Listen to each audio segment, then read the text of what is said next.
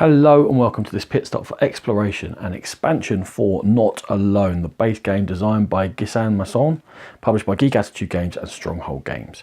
In exploration, you're going to get a whole new set of locations to mix, match or completely replace those available in the base game. Starting with number 1, the Nexus.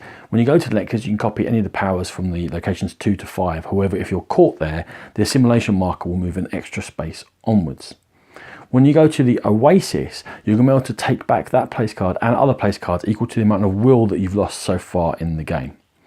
With the Fjord, you're going to get to play 2 location cards next time. One of them must come face up from your discard pile, and you only choose which one to activate once the creature is shown where they're going. When you activate the dome, you bring the shield marker into play, and every time it's activated, it moves forward. And when it gets to space 4, you're going to get to move the assimilation marker back 1 space on the board. When you play with the Labyrinth, the rules have changed slightly.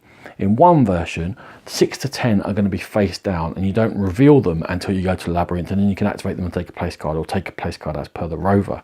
However, the other one is that the 10 cards, which are now numbered 6 to 10, get shuffled up, and when you activate it, you draw 2 and you choose which one goes into play. At the end, you're still going to end up with a 6 to 10, but you don't know what order they're going to come to play in, and you don't know which versions of the 6 to 10 are going to come into the play. You choose as you go along.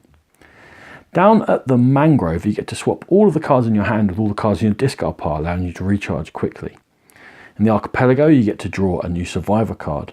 Also, if you've got few place cards in hand, you've got 2 or less, you get to restore 1 will counter, but to any of the hunted, not just to yourself.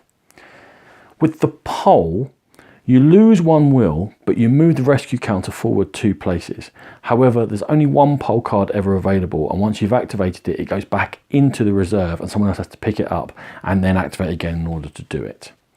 With the Fungi, they're going to let you to either draw 1 survival card or place 2 will counters on spots on the rescue track.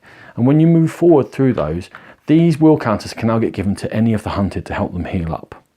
And down at the portal, you get to play another place card from your hand and resolve it, so you get to see what's going on before you actually choose if you've played the number 10 portal. The other few things that are added in this expansion are more survival cards, such as rallying. If you get caught by the hunted, you get to take that place card back into your hand, or on the run lets you play 3 place cards at once.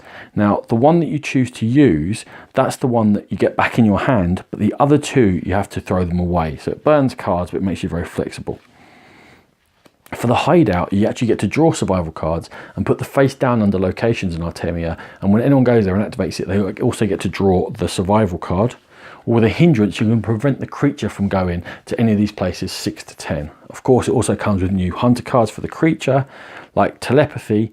It gets you draw a card blind from a hand from one of the hunted, and if you've been able to guess that place before you draw, then you get to move the simulation marker forward.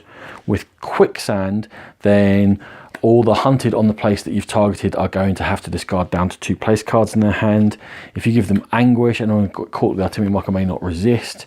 Or with the temporal rift, you move the assimilation marker forward. However, then with this one, you don't want to have guessed where the hunted are going, because for all the hunted that are on the space where you've put the hunted marker, you're going to move the rescue marker forward, which could be counterproductive depending upon how badly or well you've guessed.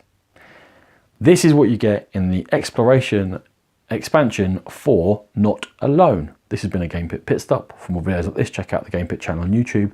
For more in-depth coverage of gaming, please find the Game Pit podcast. Thanks.